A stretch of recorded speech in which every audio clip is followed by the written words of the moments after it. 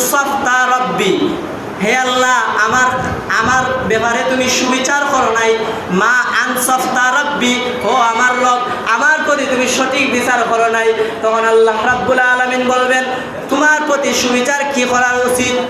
বলে আল্লাহ তুমি কুরআনুল কারীমের মধ্যে ফার্স্টেই বলেছো বিসমিল্লাহির রহমানির রহিম। ওই বান্দা তখন বিসমিল্লাহ শুরু করবে, তখন আল্লাহ রাব্বুল আলামিন বান্দাকে জিজ্ঞাসা করবেন এটা কেন করছো? বলে রহমানুর রহিম, তোমার রহমান নামের কারণে তুমি কইছো তুমি ওয়াদায় বদ্ধে আবদ্ধ করছো তুমি রহমান নামের রহম করবাই, দয়াল নামের দয়া করবাই, গফফার নামের ক্ষমা করবাই। এই তিনটা সিবতী নামের কারণ তো আমি দেখলাম না। আমি চাই তোমার দয়াল নামের আমারে দয়া করো, রহমান নামের রহম করো, গফফার নামের ক্ষমা করো। তখন আল্লাহ রাব্বুল আলামিন ওই বান্দার উত্তরে বলবেন সাদাকতা ইয়া আবদি, হে আমার বান্দা সাদাকতা ইয়া আবদি, তুমি সত্য বলেছো, সুবহানাল্লাহ।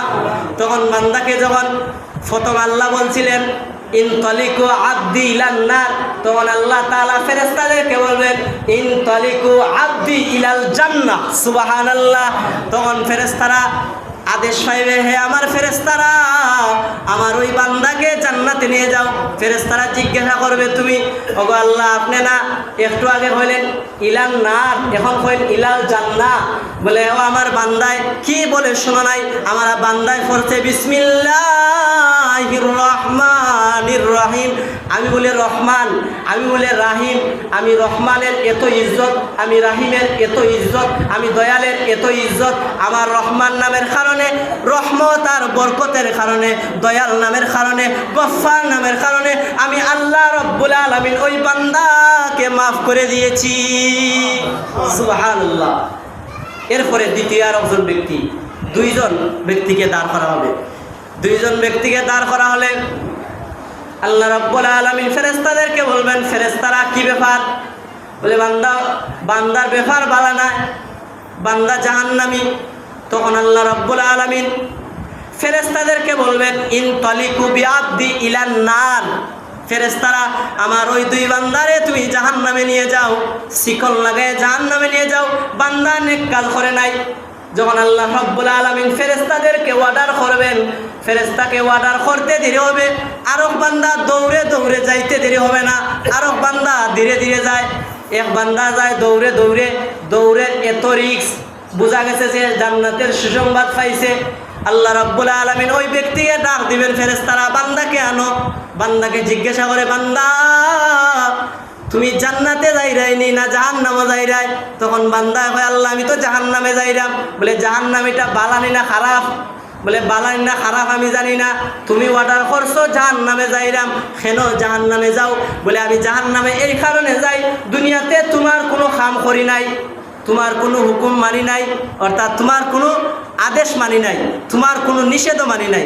আল্লাহ আজকে কিয়ামতের ময়দানে যদি তোমার কথা শুনি না কেমন লাগে নাই আল্লাহ?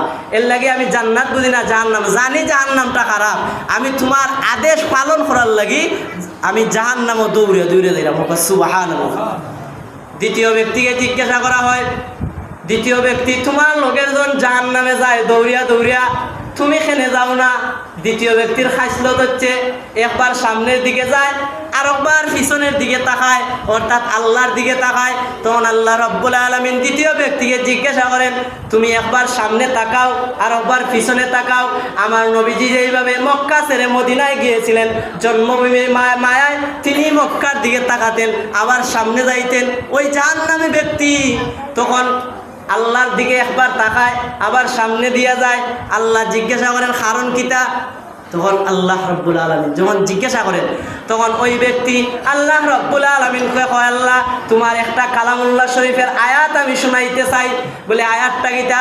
বলে তুমি কুরআনুল কারীমের মধ্যে বলেছো কুল ইয়া ইবাদিয়াল্লাযীনা আসরাফু। আল্লাহ আপনি এটা সত্য বলছেন নি? বলে হ্যাঁ। বলে আমি তো এটা সত্য বলেছি। বলে আল্লাহ তুমি বলেছো কুল ইয়া ইবাদিয়াল্লাযীনা, ও আমার বান্দারা তোমরা হাজার গুনাহগার হও, হাজার নাফরমান হও, আমি আল্লাহ তাআলার রহমতে থেকে নিরাশ হইও না। আল্লাহ আমি জাহান্নামী জানি, আমি পিছনে তাকাই তোমার দয়াল নামের দয়ার আশায়। সুবহানাল্লাহ। যে আমি তোমার পিছনে তাকাই, তোমার যেন একটা নাম দয়াল আছে, ও দয়াল নামের দয়ার আশায় আমি চাই তুমি নিয়ে আমার প্রতি দয়া করো। আর রহমান তোমার নাম নাইনি বলে, হ্যাঁ বলে রহমান নামের রহম চাই।